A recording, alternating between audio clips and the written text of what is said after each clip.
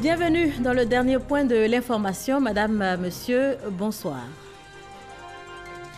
Le vice-président de la République est en France pour une visite de travail, visite qui s'inscrit dans le cadre du développement des projets de la Côte d'Ivoire en matière aéronautique et satellitaire. Daniel Kablan-Duncan a visité ce jeudi le site Airbus à Toulouse. Après 29 jours de jeûne et de prières intenses, la communauté musulmane a célébré aujourd'hui, 14 juin, l'Aïd el-Fitr. La célébration officielle de la fête de Ramadan a eu lieu à la grande mosquée de la Riviera Golfe. C'était en présence du Premier ministre Amadou Gon Coulibaly.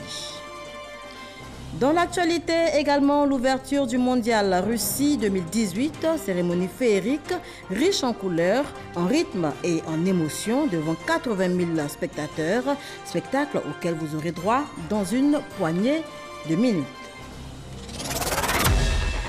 Mais avant, je vous le disais en titre, le vice-président de la République est en France en ce moment pour une visite de travail, une visite qui s'inscrit dans le cadre du développement des projets de la Côte d'Ivoire en matière aéronautique et satellitaire. Daniel Kablan-Duncan a visité dans ce cadre ce jeudi le site Airbus, c'est à Toulouse. On y va tout de suite avec Jérôme Kofi Abola. Une journée entière pour une visite effectuée par le vice-président de la République, Daniel Kablan-Duncan, 24 heures après son arrivée mercredi dans la ville française de Toulouse. L'endroit visité est très spécial. Il s'agit du site de Airbus Defence and Space, autrement dit Airbus, vu à la fois sous son aspect spatial et aéronautique. Avec sa capacité de production d'un quart de satellites de communication dans le monde, ce site de Airbus à Lubège a tout l'air d'être l'Europe entière qui fonctionne. Pour le vice-président Daniel Kablan-Duncan, cette visite est conforme aux aspirations profondes du président de la République, Alassane Ouattara, quant au renforcement de la souveraineté nationale et au développement économique durable de la Côte d'Ivoire. La Côte d'Ivoire vise 4 objectifs fondamentaux dans ce voyage. D'une part, disons que former les élites dans le cadre d'un accord qui avait été déjà fait entre Airbus et Air Côte d'Ivoire pour former les pilotes d'Airbus au niveau de Yamoussoukro, créer une école supérieure des métiers de l'aéronautique à Yamoussoukro et permettre donc de former les pilotes non pas seulement d'avions mais aussi d'hélicoptères. Le deuxième élément, c'est la couverture disons qu'aérienne, maritime ou satellitaire. Le troisième point, c'est disons que la création d'un hub régional en matière donc de maintenance des avions à Abidjan. C'est un élément très important sur lequel le président a beaucoup insisté. Quatrième élément, un salon aéronautique. 15-20 ans, pourquoi pas, au niveau d'Abidjan, pour toute l'Afrique concernée. Vous voyez, donc les ambitions sont importantes et ce que nous avons vu nous conforte dans la qualité de cette coopération. Je pense que ce n'est que le début d'une coopération qui va aller de l'avant et je pense que ça va être gagnant-gagnant. Et il n'y a pas de doute que le choix du Pérou d'obtenir son premier satellite d'observation de la Terre, présenté au vice-président à l'occasion de cette visite, soit un exemple. Un exemple pour la Côte d'Ivoire face à de nombreux challenges comme préserver ses ressources nationales et son environnement, maintenir sa croissance économique et surtout entretenir son rôle de leader régional dans les relations internationales. Je vous le disais également en titre, après 29 jours de jeûne et de prières intenses, la communauté musulmane a célébré aujourd'hui l'Aïd el-Fitr, la fête de Ramadan. La célébration officielle a eu lieu à la grande mosquée de la Riviera Golfe. C'était en présence du Premier ministre Amadou Gon Coulibaly. On fait le point tout de suite avec Pargasoro Kone. Grande mosquée de la Riviera Golfe dans la commune de Cocody. Guides religieux, prédicateurs, autorités et fidèles musulmans, on prépare à la prière de l'Aïd el-Fitr. Prière officiée par l'imam Traoré Mamadou, imam principal de la mosquée de la Riviera Golfe. Dans son sermon, l'imam a exhorté l'ensemble de la communauté musulmane pour les prochaines élections à multiplier prières et adorations pour la paix, la cohésion et la stabilité en Côte d'Ivoire. Les valeurs que le jeûne de Ramadan nous a enseignées, on a pratiqué pendant le mois de Ramadan, on doit le pratiquer tout le temps.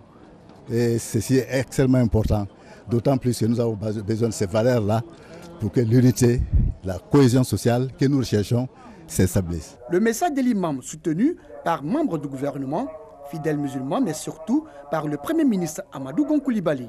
Je voudrais saluer les guides religieux au nom du président de la République pour leur action et leur message de paix traduit quotidiennement à l'endroit de nos compatriotes. Et saluer l'imam Elhadj Traoré Mamadou tout à l'heure pour son sermon qui va encore une fois dans le sens de la paix dans notre pays, de la concorde entre les Ivoiriens. Le Premier ministre a également invité les fidèles à prôner les vraies valeurs de l'islam, la tolérance, la solidarité, l'entraide et l'amour. Invocation et bénédiction ont également marqué la prière de l'Aïd el-Fitr qui marque la fin du mois de Ramadan. La prière de la fête de Ramadan à la grande mosquée de la Riviera Golf a vu la participation des guides des autres confessions religieuses et des chefs traditionnels du district d'Abidjan. Et tout le district d'Abidjan a vécu aujourd'hui au rythme de la célébration du Ramadan à Trècheville, au Plateau ou encore à Koumassi. Les mosquées ont été prises d'assaut pour les 2 rakats et les différents sermons, des sermons qui donc ont permis aux fidèles musulmans de communier, mais surtout de prendre de nouvelles résolutions. Grande mosquée de l'avenue 8, des fidèles arrivent par petits groupes pour la prière. C'est la fin du mois des jeûnes du Ramadan, le mois de Saoum. L'Aïd el-Fitr, jour particulier, les 2 rakats, puis le sermon dit par le cheikh Bakary Kouyaté, qui a exhorté au renouvellement de la foi. Dans la même veine, la grande mosquée Salam du Plateau. Un message bien perçu par fidèles musulmans, mais aussi par autorités municipales venues soutenir la communauté. Le Ramadan, le 9e mois du calendrier lunaire. Une période de pénitence qui, avec cette prière de l'Aïd el-Fitr, prend fin. Les mérites du mois de Ramadan au cœur du sermon de l'imam Sanogo Yaya à Koumassi, mosquée de la Sogefia. Les fidèles musulmans ont prié pour dire merci à Allah pour la force et la foi renouvelée durant le Ramadan, mois de pénitence. Au cours du sermon, l'imam a instruit les fidèles sur la nécessité de préserver les acquis et bonnes résolutions du moment de prière. Profession de foi donc pour les fidèles à qui le sénateur maire Ndoye Apire, mentionnant les différentes mosquées, a demandé d'être des modèles de développement et de paix. L'appel à la prière, l'Aïd el-Fitr à Abobo. La communauté musulmane s'est donné rendez-vous pour témoigner de leur reconnaissance à Allah. À la mosquée Ikhlas d'Abobo, Belleville, l'imam principal, le cheikh Soufi Sogodogo, a exhorté les fidèles à préserver les acquis du mois du Ramadan.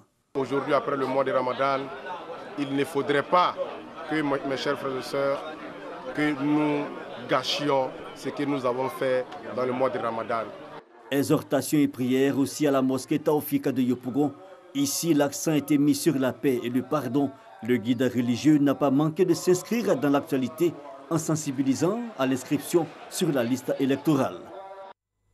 Voilà, solidarité, pardon, amour, paix, les maîtres mots de la célébration de l'Aïd el-Fitr à l'intérieur du pays également et les échos de cette fête à Daloa, à Mans, à San Pedro et à Bouaké. À Bouaké, c'est la grande mosquée d'Ougouba qui a abrité la prière officielle. Après les 2 rakats recommandés par les prescriptions islamiques, l'imam Touré Badjawari a fait le traditionnel sermon. En ce jour de fraternité, de pardon et de réconciliation, le grand imam de Bouaké a exhorté les musulmans à mettre en avant la solidarité, le pardon, la crainte de Dieu et le don de soi pour un monde uni. La rareté des pluies à Bouaké a été confiée à Dieu. Il suffit simplement de voir les files d'attente au point de distribution d'eau pour voir comment les populations attendent avec anxiété les camions qui viennent livrer l'eau. Après la prière de l'Aïd el-Fitr, les fidèles musulmans se sont retrouvés à la maison. Les fidèles musulmans de San Pedro sont sortis nombreux pour prendre part à la prière de la fête du Ramadan. Une prière dirigée par l'imam Kissima Koro Moussa qui a exhorté les fidèles musulmans à mettre à profit ce mois de pénitence qu'ils viennent de subir en posant des actes positifs dans leur vie. C'est un jour de fête et de soulagement pour les fidèles musulmans. Après 29 jours de mois de pénitence, nous sommes vraiment libérés, nous sommes très contents. Un jour férié beaucoup ressenti ici à San Pedro avec la rareté des taxis communaux. Tôt le matin, les fidèles musulmans de Mans ont pris d'assaut la place de la paix. Les 2 rakats de la prière sont dirigés par El Hadj Fofana Aboubakar, imam principal de la grande mosquée de Mans. Dans son sermon, il exhortait les musulmans à préserver les acquis du mois béni de Ramadan, à cultiver les valeurs de solidarité et de partage, surtout envers les plus démunis.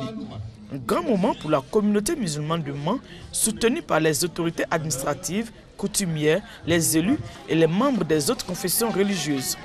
Daloa, prière, louange et adoration ont constitué le menu de cette célébration. L'imam de la grande mosquée de Daloa a exhorté les fidèles musulmans à poser des actes qui vont dans le sens de la paix. Notre souhait, c'est qu'il y ait toujours la paix et que nous soyons stables dans nos foyers et que Dieu veille sur tout le monde. Après la prière, la fête va s'étendre dans les différents foyers où les fidèles musulmans font preuve de générosité envers les nécessiteux. À Toué, Soubré et Méagui, les musulmans ont en présence des autorités administratives célébré l'Aïd el-Fitr. Les imams ont invité leurs fidèles à la paix, à l'unité et à la cohésion sociale après les 2 rakats marquant la fin du jeûne du Ramadan. Des prières pour la paix, la réconciliation en Côte d'Ivoire et des bénédictions pour le chef de l'État et son gouvernement pour toutes leurs actions de développement de la Côte d'Ivoire. Voilà donc ce que l'on pouvait retenir de la célébration de la fête de Ramadan ce 14 juin. Fête célébrée donc toute la journée et pourquoi pas le week-end encore. Encore bonne fête en tout cas à la communauté musulmane et sachez en outre qu'en raison donc de la célébration de la fête du Ramadan, ce jeudi, les épreuves du BEPC session 2018 programmées pour ce 14 juin ont été reportées au vendredi 15 juin, donc demain, aux mêmes heures sur l'ensemble du territoire national dès 7h30 du matin. C'est une annonce de la DECO, la direction des examens et concours. On change complètement de sujet à présent, modernisation de l'administration. Le ministre Pascal Kwaku Abina s'imprègne de l'expérience française. Le ministre de la modernisation de l'administration et de l'innovation du service public est à la recherche d'outils plus performants pour donc améliorer les prestations du service public en Côte d'Ivoire. C'est ce que nous dit notre envoyée spéciale à Paris, Victorine Yao-Yobwe. Modernisation de l'administration et innovation du service public. 2 chantiers confiés depuis janvier 2017 au ministre Pascal Kwaku Abina qui le conduisent en ce mois de juin 2018 à Paris, en France. À l'agenda de Pascal Kwaku Abina ce jeudi, rencontre avec le délégué adjoint de la Direction interministérielle de la transformation publique, DITP. Une direction qui peut apporter beaucoup à la Direction générale de la modernisation de l'administration, cheville ouvrière de la réforme de l'administration ivoirienne en marche. Nous avons commencé, nous aussi, à notre niveau, à faire la simplification, la dématérialisation des procédures administratives et l'expérience que nous venons de voir ici, cela nous permet, j'allais dire, d'aller un peu plus rapidement et sauter des étapes qui ont été des obstacles à l'époque à leur niveau. Donc ça a été une bonne séance de travail et je pense que nous partons enrichis de l'expérience et à nous, comme on dit, à nous de jouer en l'adaptant à notre contexte ivoirien. Plusieurs propositions ont été faites à la délégation au cours de ces échanges, parmi lesquelles la mise en place d'un fonds entièrement consacré au financement de la modernisation de l'administration, le rôle d'accompagnement et de suivi que doit jouer le ministère auprès des autres administrations. Mais avant tout, le succès d'une telle réforme réside en une approche participative, comme l'explique le délégué adjoint de la DITP. Pour favoriser la modernisation, il y a un sujet qui nous tient très à cœur au sein de cette direction, c'est l'écoute des usagers et la prise en compte de leurs besoins dans toutes les étapes de la conception d'une mesure publique. Donc, dès qu'on change une loi, dès qu'on crée un nouveau service, on essaie d'écouter dès le début et de construire avec les utilisateurs une solution pour être sûr qu'elle réponde le mieux possible à leurs besoins.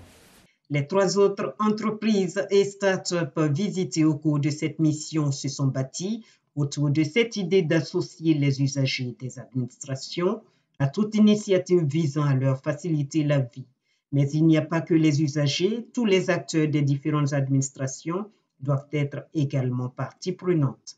Cette synergie d'action pour mettre fin, sinon réduire, les effets de cette citation de Gandhi qui dit que ce qui se fait sans moi se fait contre moi. Tristesse et désolation après l'effondrement d'un immeuble en construction à Yamoussoukro, au quartier Millionnaire. Plusieurs morts enregistrés, une dizaine de blessés également. Kader Sogodogo était ce matin sur le terrain, son constat. Toute la nuit, les sapeurs-pompiers militaires ont tenté de soustraire des gravats des survivants de l'immeuble qui s'est effondré en fin de matinée, hier. Pour des raisons de sécurité, les recherches ont été interrompues à 2 h du matin. Un premier bilan fait état de 2 morts et 12 blessés. Ce jour de célébration de la fête de Ramadan, les recherches ont repris à 9h. Rapidement, on a pris des dispositions, on a décidé d'une manœuvre. Voilà. Donc l'objectif de la manœuvre, c'est de retrouver le maximum de survivants. Parents des victimes gardent espoir. J'ai vu des hommes qui voulaient sauver les frères. Donc ça, je tiens vraiment à féliciter les sapeurs-pompiers militaires. Ça, ils ont fait un travail remarquable. C'est vrai que mon frère est englouti dans ce bâtiment. Ça me fait mal, mais ils ont réussi à sortir d'autres. C'est vrai, mon cas est déplorable, mais vraiment, je félicite pour le travail qu'ils ont fait. La vie, c'est Dieu qui donne la vie, donc j'ai encore espoir. Et je suis convaincu que mon frère sortira de là vivant et nous allons bénir le nom de notre Seigneur. Le maire de la commune appelle au calme et à la discipline les jeunes gens venus volontairement porter main forte. Je pleure avec vous, mais gardons notre calme pour que ceux qui sont venus nous aider nous aident. La situation, vous la constatez avec moi, elle est très difficile. Mais dans le désordre, on ne pourra rien faire. Ils sont venus nous aider. Laissons-les dans la chance de nous aider. Chaque heure qui passe réduit considérablement les chances de retrouver des survivants. Les sapeurs-pompiers, pour leur part, sont à la tâche. 2 morts enregistrés donc ce matin et malheureusement à 7 h, le bilan a été revu à la hausse. On dénombre désormais au moins 4 morts dans ce drame survenu donc hier à la mi-journée à Yamoussoukro, au quartier Millionnaire. Nous y reviendrons demain dans nos éditions. On change complètement de sujet à présent. La déclaration de patrimoine, un passage obligé pour les assujettis. C'est une décision qui s'inscrit dans le cadre de la lutte contre la corruption en Côte d'Ivoire. Parlant d'assujettis, notez qu'il s'agit entre autres des chefs et présidents d'institutions, des membres du gouvernement, des élus et de toute personne agissant pour le compte de l'État et utilisant dans le cadre de ses fonctions les ressources financières de l'État. Et c'est la haute autorité pour la bonne gouvernance qui a pour mission de mener la croisade donc pour la normalisation de la vie publique en Côte d'Ivoire. Mais sur le terrain, qu'en est-il exactement? Comment fonctionnent les choses? Le dossier politique de ce jeudi est signé Sidonie Davila.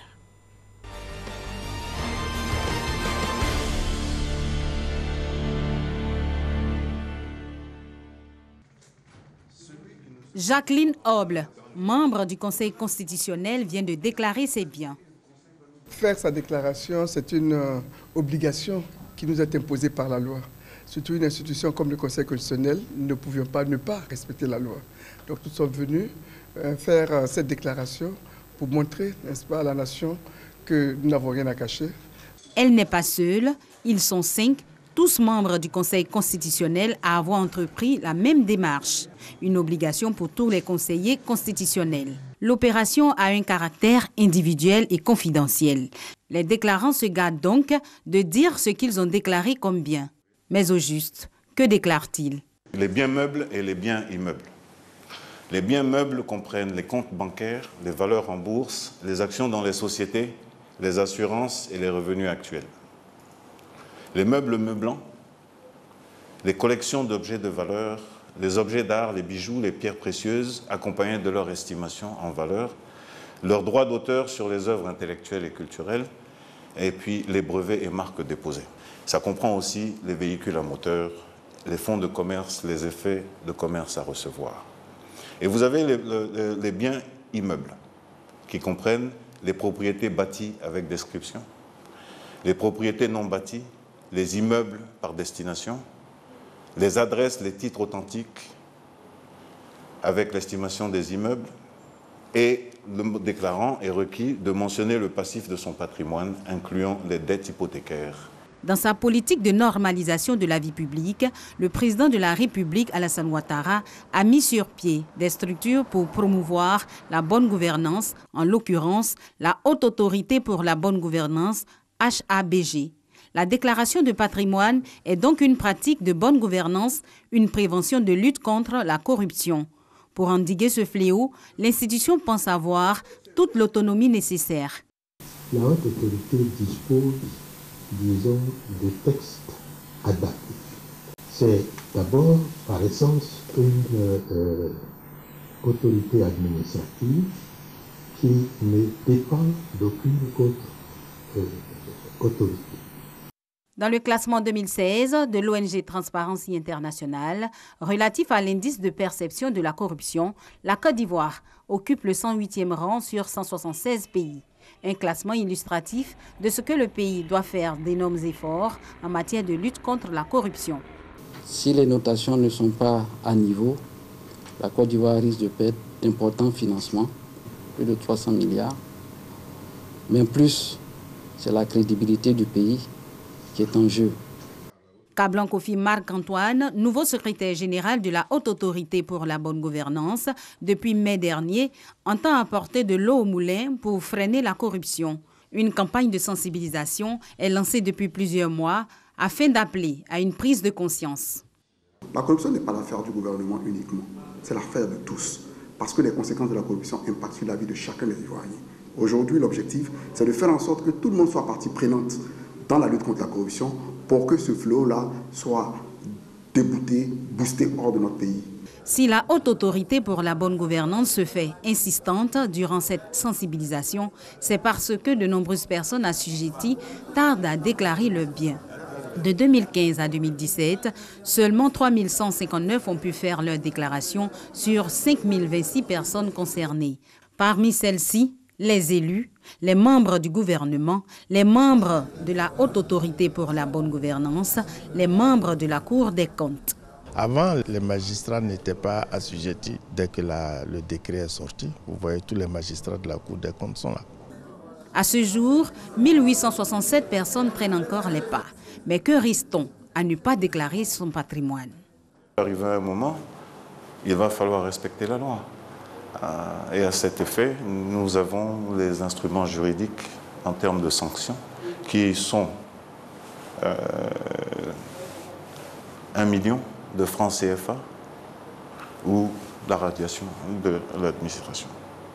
En début et en fin de mandat, les assujettis à l'obligation de déclaration de patrimoine sont tous tenus de participer à l'opération pour une mise à jour du patrimoine à déclarer. Yassine Sarasoro, membre du Conseil constitutionnel, est en fin de mandat. C'est pour voir si, pendant l'exercice du mandat, le patrimoine du déclarant a augmenté et s'il peut justifier de cette augmentation. La déclaration de patrimoine englobe l'ensemble des biens à déclarer. L'exercice est inédit en Côte d'Ivoire. Pour la première fois dans l'histoire de la Troisième République, les déclarations de patrimoine sont une réalité. Voilà, dossier politique signé Sidonie Davila.